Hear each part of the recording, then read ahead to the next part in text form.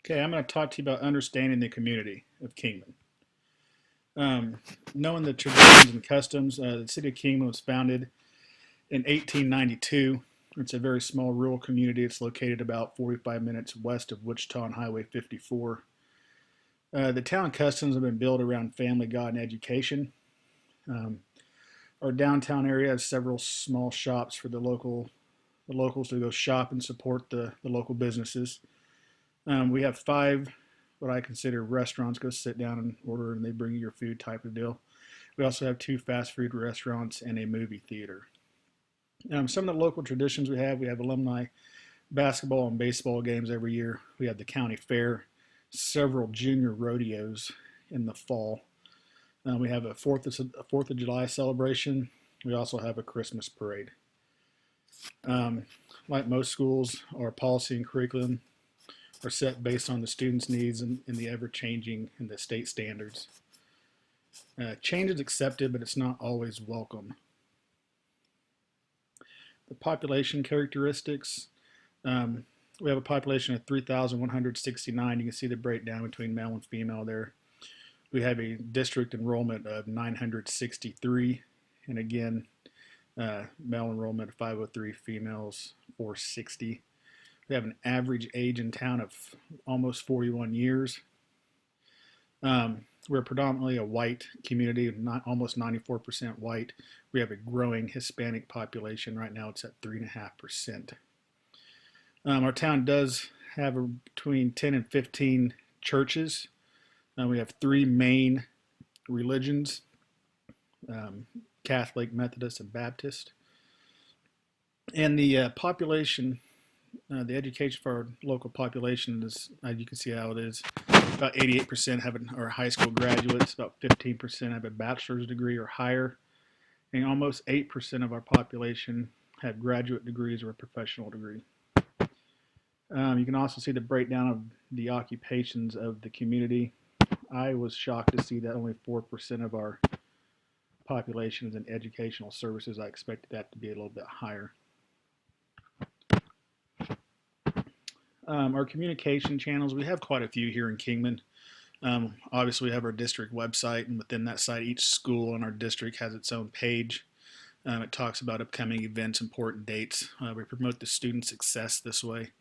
I feel that meets ISLC Standard 4 by promoting the success of students by collaborating with families and community. We also have a local newspaper, the Kingman Leader Courier. They do an outstanding job of promoting our schools and our students. They cover all the events from the elementary programs to the middle school and high school athletic events.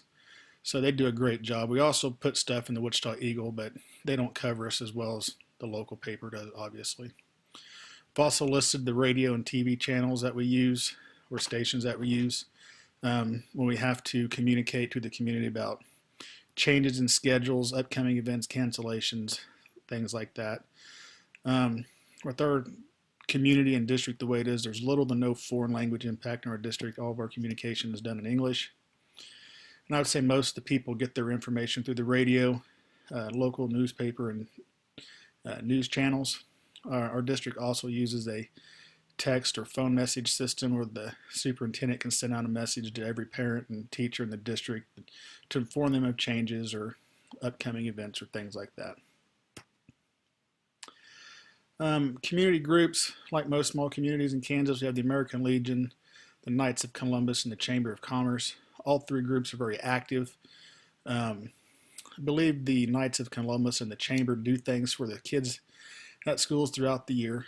We also have groups of kids that go down to the American Legion and the Knights, and we'll eat lunch with them and talk about things that are going on in our school to kind of let everybody know what's going on, the good things that the kids are doing.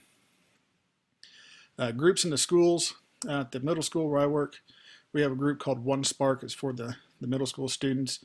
And it is a bully prevention program. The kids learn how to prevent bullying and report it and what bullying is. And it also helps starting a character ed program as well. At the high school, we have Lions Quest. And from what I understand about that, that is a character ed program. The students go out around town and do community service projects and different things around the school to help people out.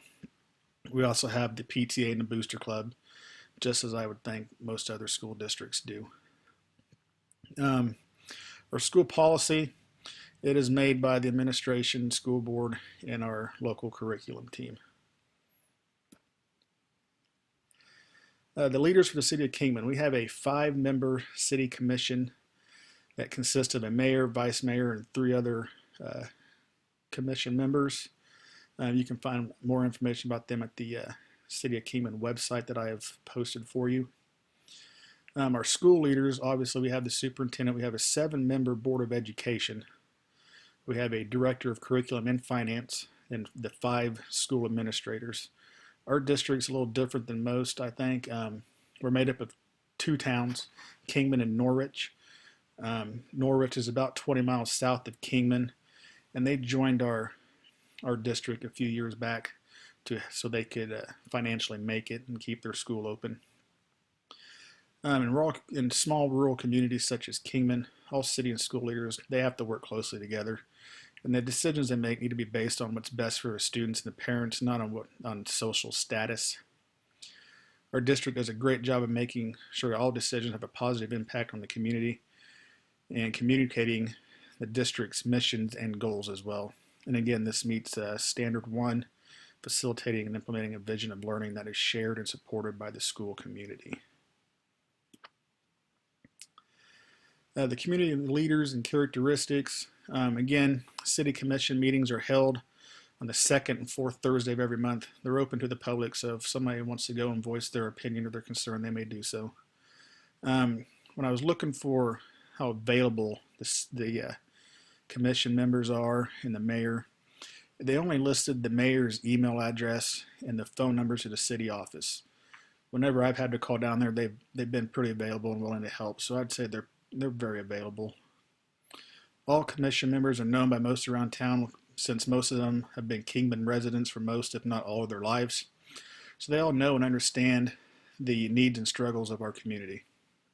I've only been living in Kingman for 2 years, and I feel that all of our leaders, community leaders and school leaders, do a good job of expressing their concerns and ideas to the community. Economic conditions, pretty good. I would say our employment rate is 2.3% compared to the state rate of 5.1.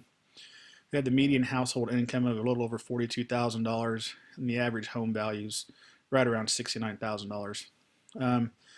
Our local sales tax is 7.9%, which is about right in the middle of what I saw of the state, around the state, the sales taxes are. And property tax of 1.4%, and last year that was almost $1 million. Most of the land used in agriculture around here is for crops, wheat, corn, milo, soybeans. Also have a lot of pasture land for cattle. When I looked at the transportation for people commuting to work, most people drive to work alone, and they have to drive less than 30 minutes to get to work. And that's another number that shocked me. I figured more of our people in town would be driving further than 30 minutes to go to work.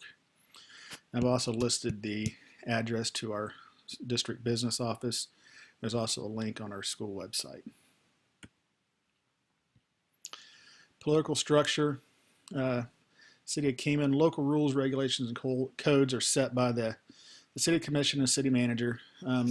They upped the local mill levy this year by 1.5 mills to kind of make up for the declining ending cash balance, and also they're adding a few more full-time EMT this year as well. We have an annual operating budget of around $11 million, and from what I found, about $101,000 is from state aid. Average property tax is $962 per home. And from what I've read on the internet, the governor estimated the base student aid this year to be $3,838. Our district's doing pretty well financially since I've been here. We have not had to cut any teaching positions. I don't foresee any of that in the near future either. I don't think you can separate politics and education. I think they're always going to have some sort of influence on each other, from funding to standards and several other things that they both have influences on. Social tensions. Since we don't have a whole lot of diversity in town, you don't see a whole lot of interracial tension or confrontations. We have no gangs. Um, Cliques, you're always going to have groups of people, no matter what community or city you live in, that hang out, and they may feel they're better than others or feel they're mistreated by others. It's going to be there no matter where you go. It's not ever going to go away. As far as discrimination, with so little diversity in our school and community, discrimination does not appear to be a problem. I'm sure there are isolated situations where people feel that they've been discriminated against, but again, it's not a major issue in our town. And most of the problems that we do have, I feel that they're related to the differences in social status. These are the three main sources that I got all my information from, and the websites from there.